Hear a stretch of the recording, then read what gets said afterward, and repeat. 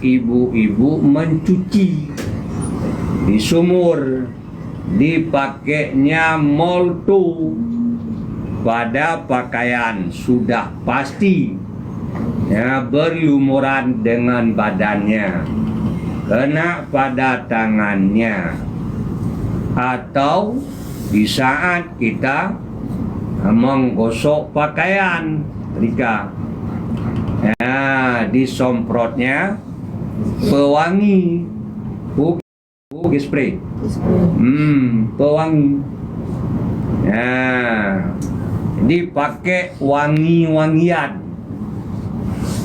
Ya, di saat kita sedang berpuasa, hukumnya makruh. Ya, maka nilai puasanya terkikis. Lebih-lebih waktu tersebut ibu-ibu yang minta kue dengan buka puasa, anak gepreh gepu oleh suami atau suami bawa aku kejak roh ya, waktu itu biar luar kau pasti ya, ia menghias diri dan udah pasti ia menggunakan wangi-wangian. Nilai puasanya terkikis dengan sebabnya. Ya, itu contohnya barang yang makruh dikerjakan, yang sering orang melakukannya, itu kurang ia memperhatikan.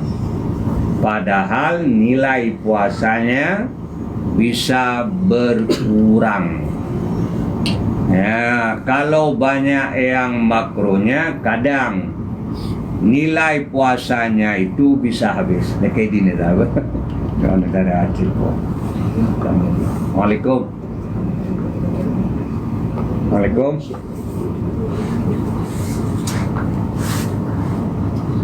Halo, waalaikum. Kuna. Ajan, tengok. Satu. Dia gak pun 5 dia. Gajak mak. Satu jak 5 dia bengah. Jak man dia ayah nak met nampak alumni. Kaji ke tengah buat ah. Betul boleh.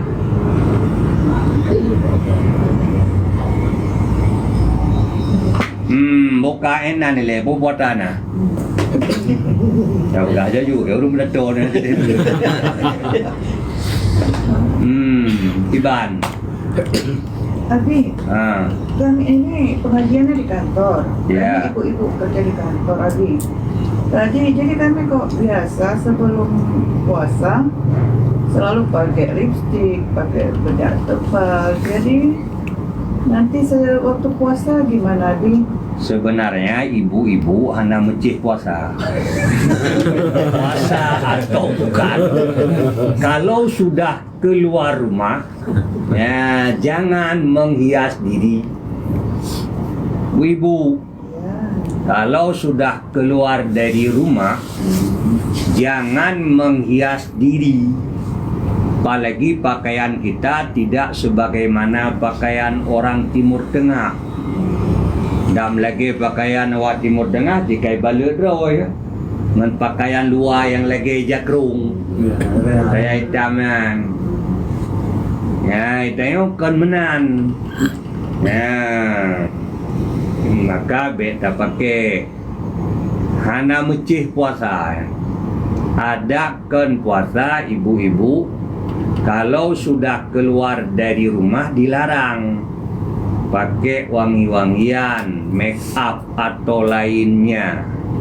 Menan yang aturan Roy yang ditulis di kitab-kitab, ibu-ibu menghias diri di rumah untuk menunggu kepulangan suaminya, karena menghias dirinya untuk taat.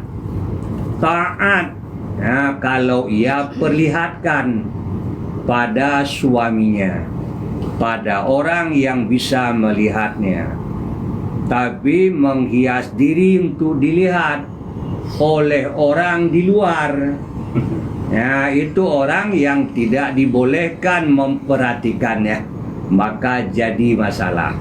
Karena mencih Ramadan, tidak ke Ramadan ya. Nah mencih dengan puasa. Tak kan puasa pilihnya encik. Pulang. Tadi wangi-wangian yang Abi bilang tadi kimia Abi moto parfum itu kimia.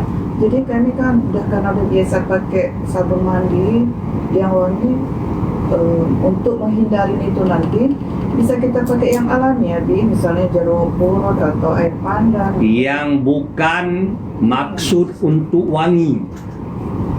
Kalau maksud untuk wangi, apapun dia sama. Tapi kalau bukan maksud untuk wangi, obat misalnya, atau pakai aja yang tak wangi, pakai sabun catampan, makanya wangi. Baik perahu.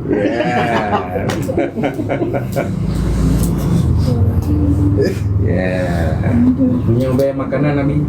Maguna. Sudah masuk Kanan dale. Yang makruh rasa makanan. Ya. Makruh rasa makanan.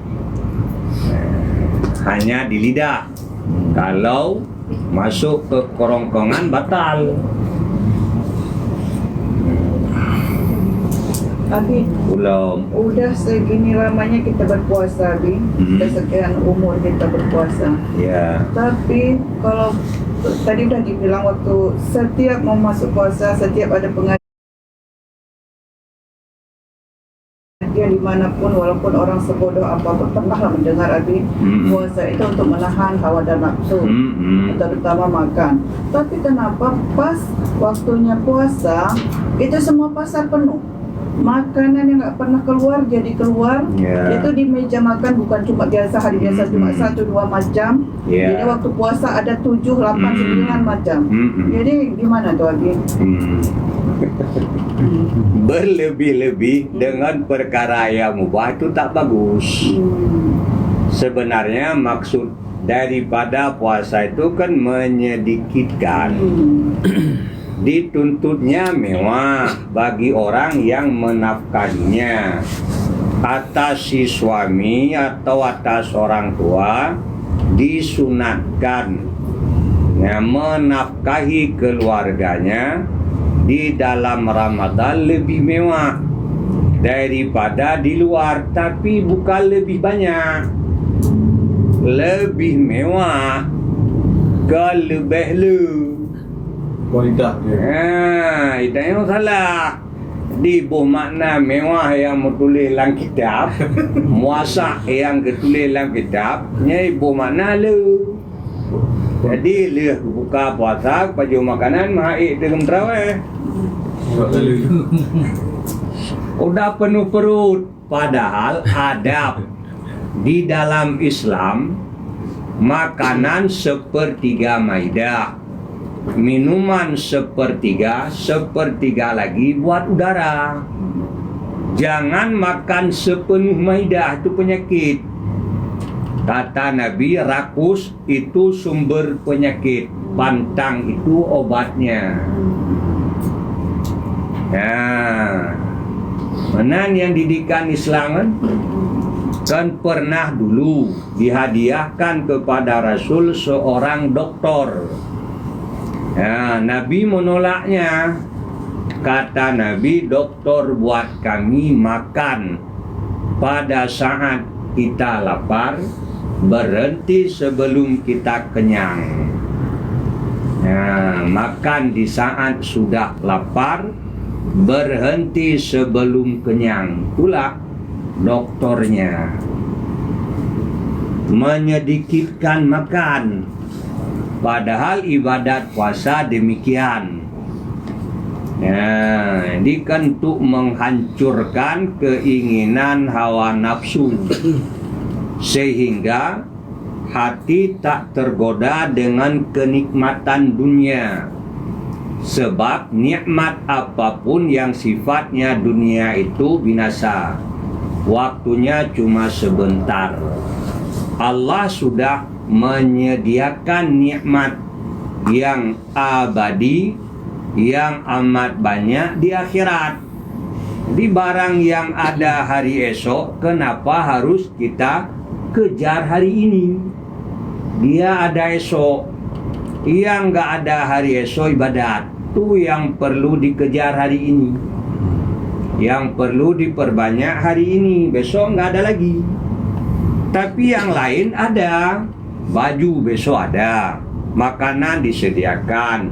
Minuman disediakan. Rumah bagaikan istana. Kendaraan besok ada. Keluarga diberikan. Kuatlah ya anak. Dia anak perlu beribuk. Nah, puasa sebenarnya didikannya itu untuk membuat orang lebih zuhud terhadap dunia. Nah, sehingga ia tidak amat cinta pada dunia. Karena dunia tak akan jadi teman.